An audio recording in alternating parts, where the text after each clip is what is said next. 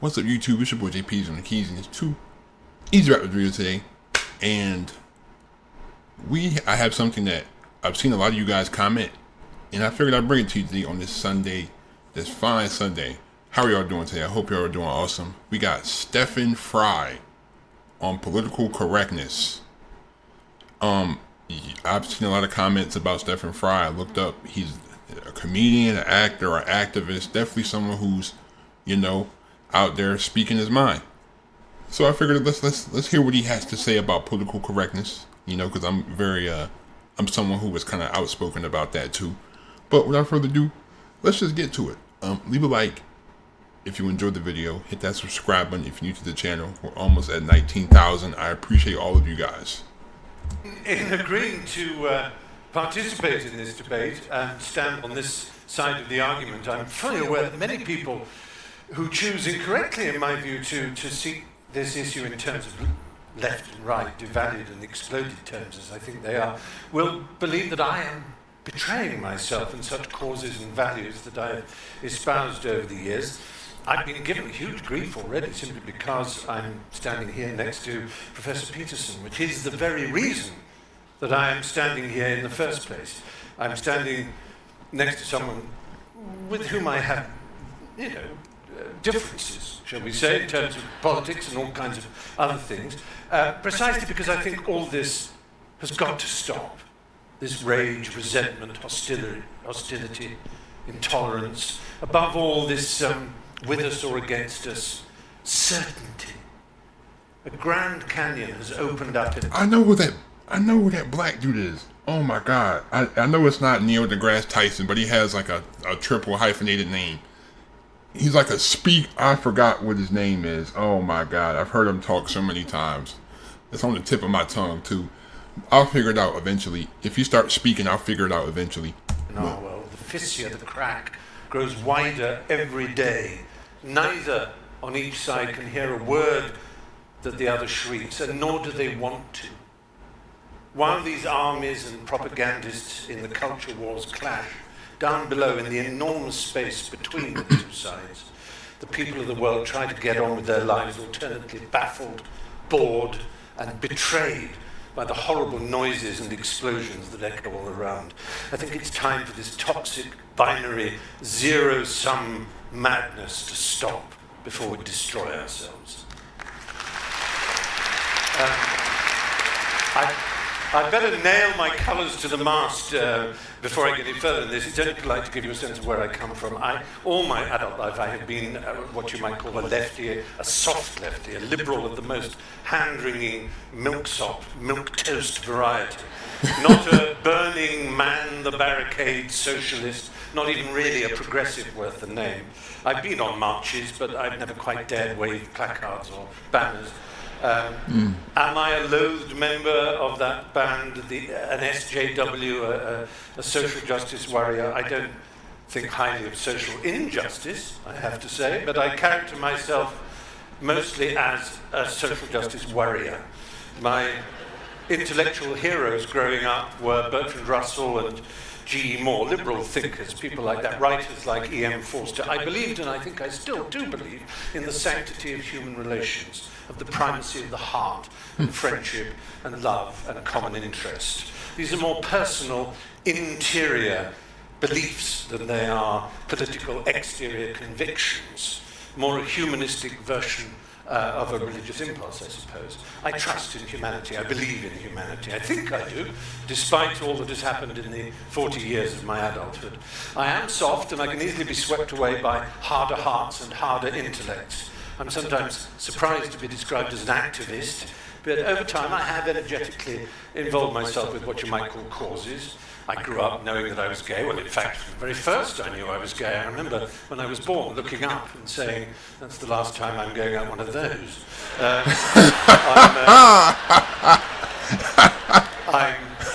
I'm Jewish. So I have a natural horror of racism. I want racism, misogyny, homophobia, transphobia, xenophobia, bullying, bigotry, intolerance of all human kinds to end. That's surely a given amongst all of us. The question is how such a golden aim is to be achieved. My ultimate objection to political correctness is not that it combines so much of what I've spent a lifetime loathing and opposing, preachiness, with great respect, piety, self-righteousness, heresy hunting, denunciation, shaming, assertion without evidence, accusation, inquisition, censoring. That's not why I'm incurring the wrath of my fellow liberals by standing on this side of the House. My real objection is that I don't think political correctness works. I want to get to the Golden Hill, but I don't think that's the way to get there. I believe one of the greatest human failings is to prefer to be right than to be effective. That's a bar. That's a bar. Oh my God, that's a bar.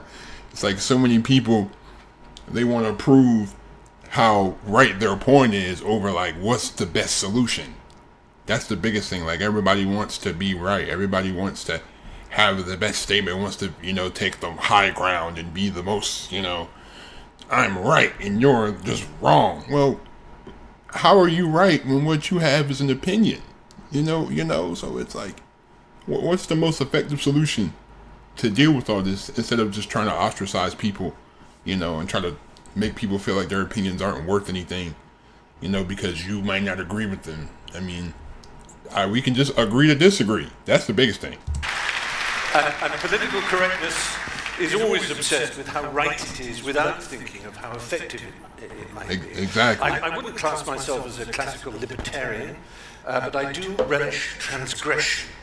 And I deeply and instinctively distrust conformity and orthodoxy. Facts. Progress is not achieved by preachers and guardians of morality, but, to paraphrase Yevgeny Zemyatin, by madmen, hermits, heretics, dreamers, rebels, and skeptics.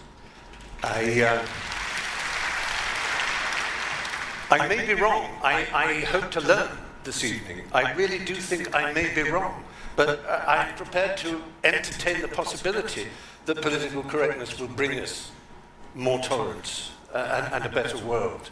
But I'm not sure. And I would like this quotation from my hero Bertrand Russell to hover over the evening. One of the painful things about our time is that those who feel certainty are stupid, and those with any imagination and understanding are filled with doubt and indecision. Let doubt prevail. Oh my God. That's a bar. That is a bar. That's a... No, it's interesting to hear that there really doesn't seem to be a problem, but yet I think we all instinctively know that there is some kind of problem. There isn't censorship. Of course not in the way that there is in Russia. I've been to Russia. I faced off with a deeply homophobic and unpleasant man, and there's political correctness in Russia. It's just political correctness on the right, and that's what I grew up with. Political correctness, which meant that you couldn't say certain things on television. Couldn't say fuck, for example, on television, because it was incorrect to do so. And as always, the same reason was that someone would appear and say, I'm not shocked. Oh, of course, no, I'm not shocked. I'm not offended. I'm offended on behalf of others, young, impressionable, plastic minds, the vulnerable.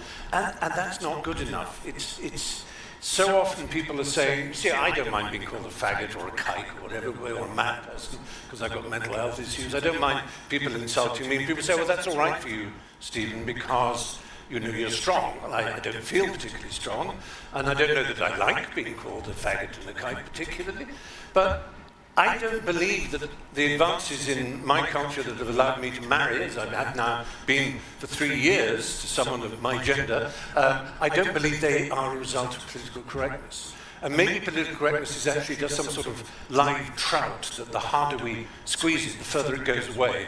And you will be saying, I'm not talking about political correctness, you're talking about social justice, with which I agree, with whether you want to call it identity politics or the history of your people, the history of my people were slaves as well. Both the British were slaves of Romans and the Jews were slaves of the Egyptians. All human beings have been slaves at some point, and we all, in that sense, share that knowledge of how important it is to speak up.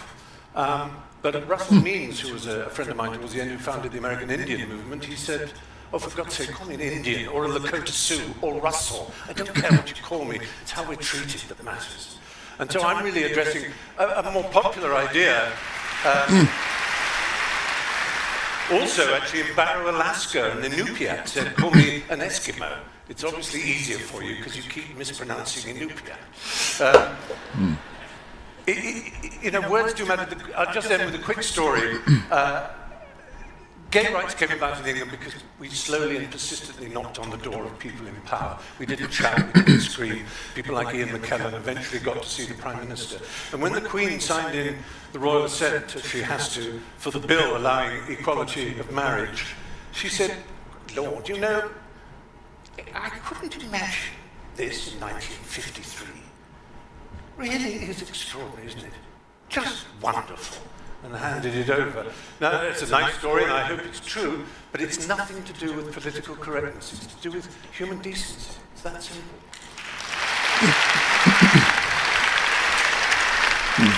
See, like, the biggest thing, the biggest problem that I have with some people is, like, I mean, I was a victim of it because I used to do it, but just like the struggle wars, like how many we used to struggle, we struggled more than you, so you should care about, well, what about how we struggle? It's like we're trying to worry so much about what we went through, but we're here now and we can use like the stuff that we learned back then and all the things we went through to kind of come together as people, you know what I mean?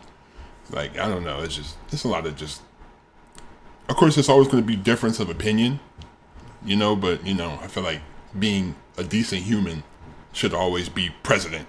Should always matter, being a decent human, you know. Yeah, I'm still very lost about why we aren't talking about political correctness. We're talking about politics, and that's fine. And I share exactly what you think about it. I'm not an enemy of identity politics per se. I can obviously see where it goes wrong and where it's annoying. Let's be empirical about this. How well is it working for you in America at the moment?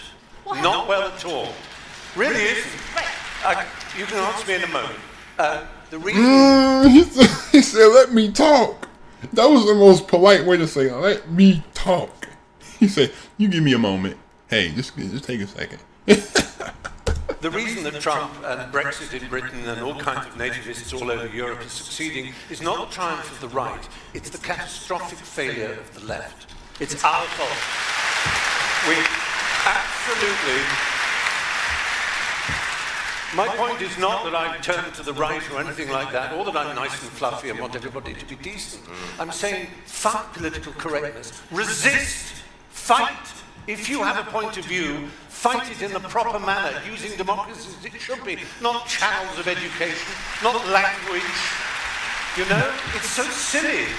There's a chess rule, you know. In chess, the best move to play in chess is not the best chess move, it's the move your opponent least wants you to play.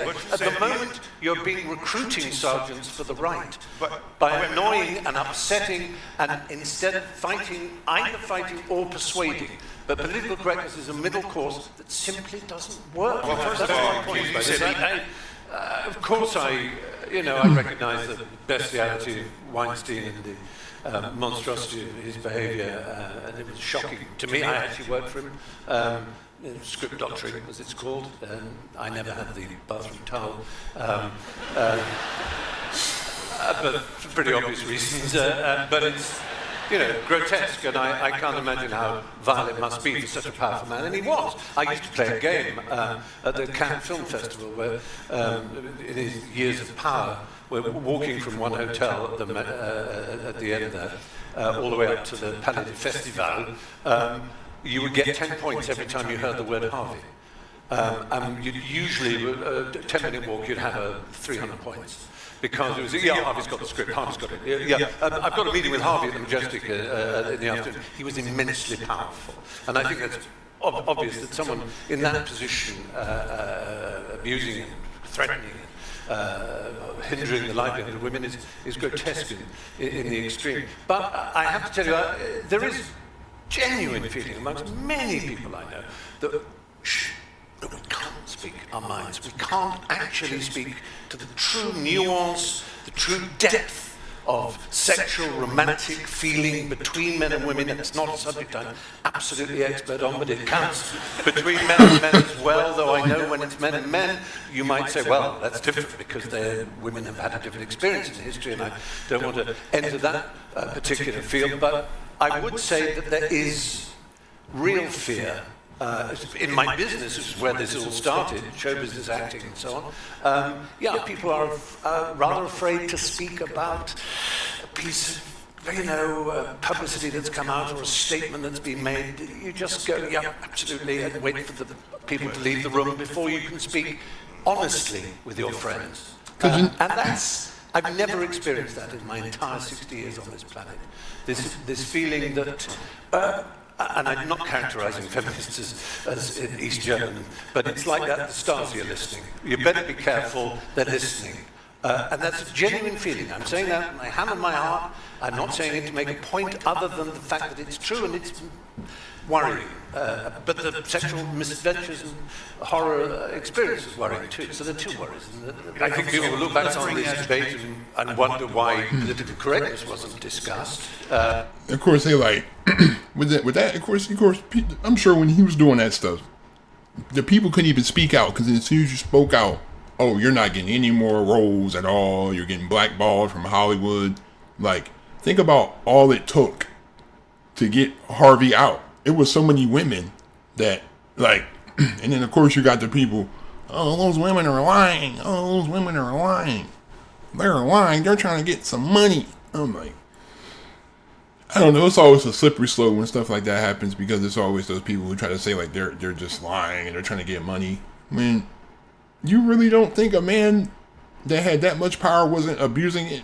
Like, who had the power to whether or not you got a role in a movie or not? You don't think he would have used that? Like, come on, man. Like, you got all that power, all that money, all that influence, and if you let it corrupt you and get to your head, you're obviously going to do nasty things. You're going to try to like hold down the position. Oh, if I'm not going to let you get this role if you don't have sex with me. That's probably what he said a lot of times. I know he did. I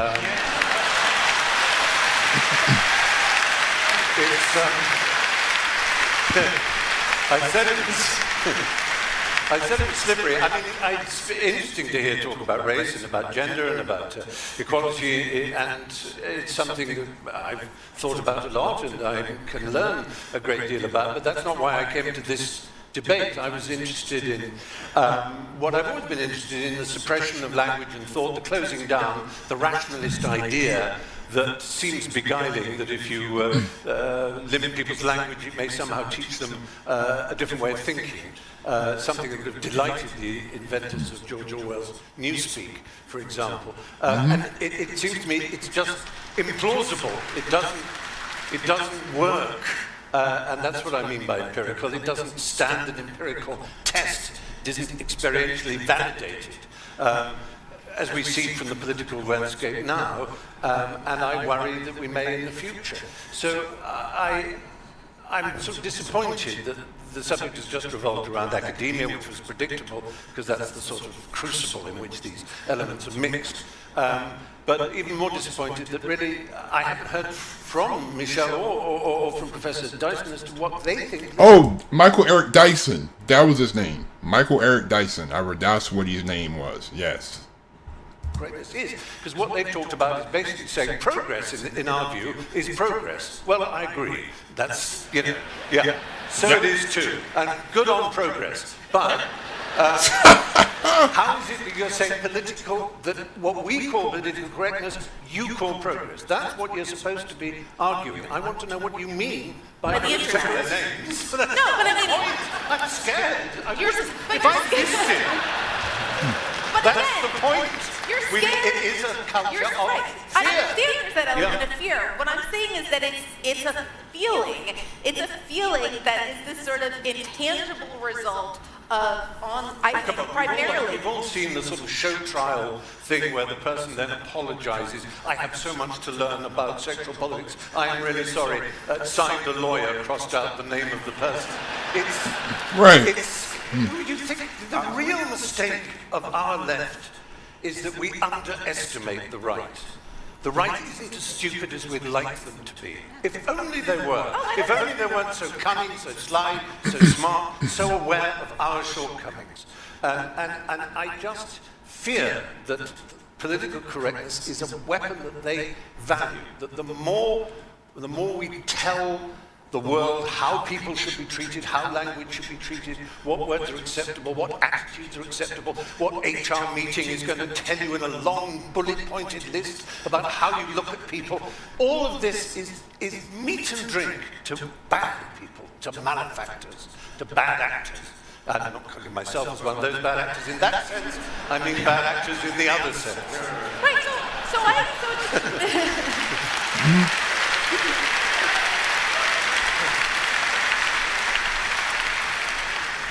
So there are, like I said, there are a lot of ways in which I agree with you, although I would like to hear, and to turn it back on you, I'd like to hear you say, you know, what are the words that have fallen into disrepute that you think we should be resurrecting, right? I mean, to me, this is this area of like hotly contested social change right now, where a lot of people feel. It's about words that have gone into disuse. It's very often phrases, jargonistic slogans, heteronormative, cisgendered, those kind of things. They're just an insult. You know, imagine you're a young student arriving at university and someone's bombarding you with this preposterous hermeneutical nonsense from misread textbooks, and misread Foucault, if I may say, and misread Derrida, and so on. Because I was at Cambridge, England, doing English literature. We had our French phase, and there's value in that. It's an interesting game, and it's a place to. I think I would just really say that the ghost hovering over for me is. It's a letter Oscar Wilde wrote, and he said to Posey, his love, he said, the fact that you didn't get a degree is nothing, but you never acquired what is sometimes called the Oxford manner, and I'll say for that, the university manner. He said, Oscar said, I take that to mean the ability to play gracefully with ideas. I think that's disappearing from our culture. I think it's a terrible.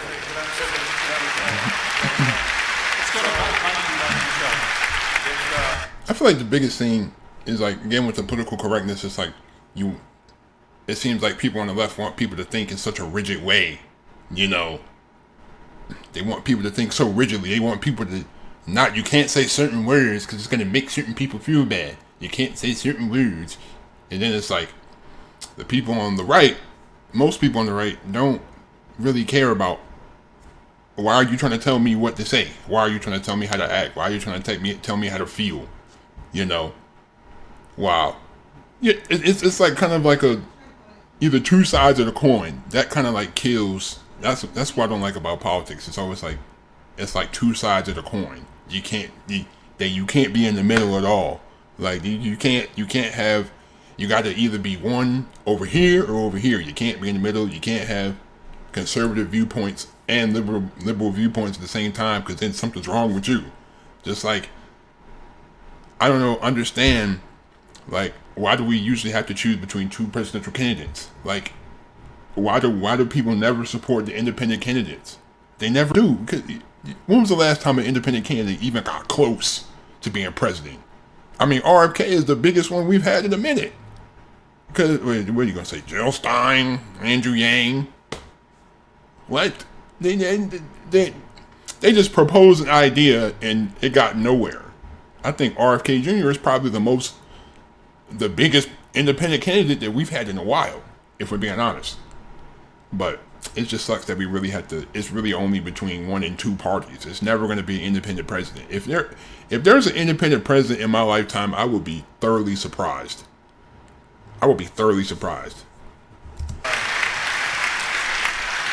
There we are. I'll hide behind the lectern in that case. Well, I've been fascinated by this conversation. There's been an enormous clash of cultures in the conversation we've had. You know, classic, if I can call it, huckstering snake oil pulpit talk, which is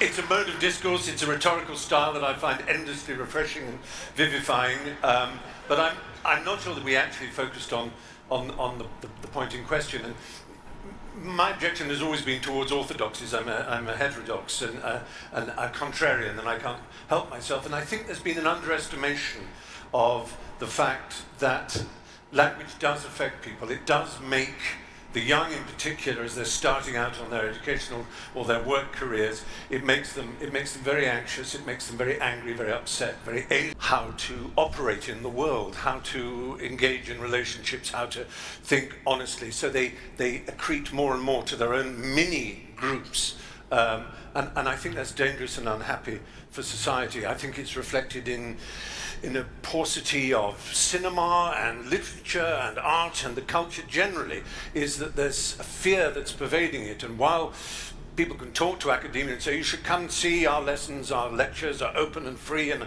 ideas are exchanged, I'm sure that's true.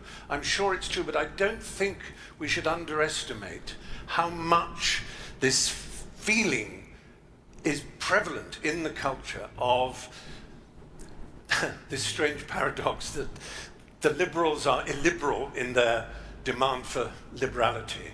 They are exclusive in their demand for inclusivity. They are homogeneous in their demand for heterogeneity. They are somehow undiverse in their call for diversity. You can be diverse but not diverse in your opinions and in your language and in your behavior. And that's a terrible pity. That's crazy. I mean, that's true, though. I would say that I'm sorry that it got a bit heated in places, because I was hoping it wouldn't. I was hoping it would be a shining example of how people of all different kinds of political outlooks can speak with humour and wit and a lightness of touch, as G.K. Chesterton said. Angels can fly because they take themselves lightly. And I think it's very important for us, who are privileged, all four of us, privileged to be here, to be asked to be here, to take ourselves a little bit more lightly, not to be too earnest, too pompous, too serious, and not to be too certain.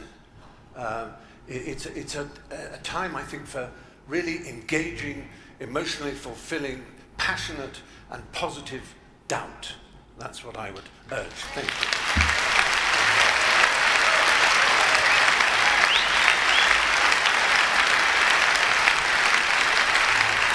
I mean, I worried that I was being a little kind of scattergun, really, and that both scattergun and too specific, that I had just taken very literally the popular idea of political correctness as being a kind of control of language and a shutting down of certain phrases or an introduction of others, and the kind of day-to-day, as I say, human resource departments of corporations and that sort of thing, so I was slightly disappointed that it just became a debate about race and about gender and so on. But that was, I guess, natural. And I still, the fact is, I'm still a lefty, but a soft one. I just don't have... I'm not too soft. Flabby, squashy in every sense. And I realise that that's not a political point of view, it is a personal one. Right. And the gap between the personal and the political, which is a space you're obviously very interested in as a psychologist, is one that is rarely explored. People are either so personal that it has no application in the outside world and the organisation of human affairs, or they're so political and so much to do with structure and distinction between hierarchies and networks and so on, that they forget the individual. And that's the space in which the impassioned liberal lives, and it's not easy to do it, because you often do sound rather wet, and I'm aware that I did. But I enjoyed it. Yeah, really thank you for coming. Just finally, before I free you two both to a well-earned drink, anything left unsaid, Jordan? Any point that you wanted to make that you didn't feel you had the time or the opportunity? No, I don't think so. I said Okay. my piece, yeah. Great. Same question to you, Stephen. I know, I think I got across. I mean, there's so much you can talk about in that field, and I just wanted to leave with the point that I do want, like everybody, it's a no-brainer. We want the world to be fairer, juster, sweeter, kinder, but it's how you get there, and I felt that wasn't really addressed. Okay. Well, all right, there it is. Stephen Fry on political correctness. I think I've said this a couple times. It's like, now it's like when you try to please everybody, you end up pleasing nobody. Like, Now I see now it's like all these inclusive terms, all these like somehow like now the idea of gender doesn't even they're like the gender is trying to get erased. And oh, these are it's not a just like all these weird terms. Like I seen like a plus size woman and a guy in a relationship. Oh, this is a mixed weight relationship. Like what? It's just a normal relationship. Like what? It's a normal relationship. Like birthing person. Like you know what I mean? Like when you try to be so inclusive that you end up just alienating a whole bunch of people, because it's like now the people who see this are like, what can I even say anymore? Because now it's going to be now it's offensive to say that.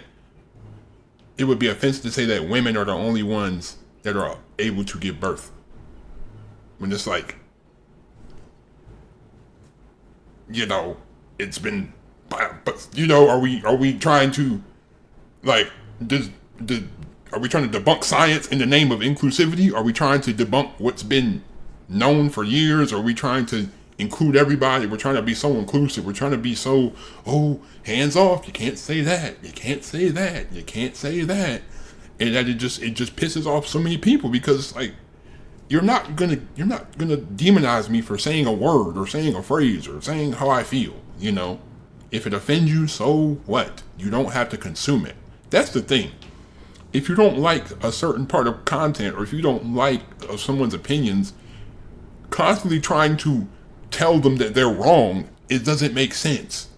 It's like, okay, if it's a debate, you can highlight where you feel like they might be wrong. But if you're consistently going over the people's content, if you're consistently trying to consume content that you don't like, and you're trying to tell somebody that they're wrong and trying to make them think a certain way, they're not going to think a certain way. Like, especially the more that you try to tell me it's wrong, I'm not going to think. I'm going to double down, you know? But, thank you so much for the support. This is a really thought-provoking video. Definitely, a lot of thought-provoking statements. You know, definitely, I'll have to watch more of Stefan, because he definitely has a lot of points. Like he's not like so liberal that he's just like, oh, I'm tolerating everybody, I don't care what you say. But then it's like, okay, he has like some conservative like kind of points. You know, it's not always like, oh, the left versus the right so much. It's just like we are all people. You know what I mean? But thank you so much. Leave a like if you enjoyed. Hit that subscribe button if you're new to my channel. Also, don't forget to turn on my post notifications if you haven't already. Thank you so much. I'm out. Peace.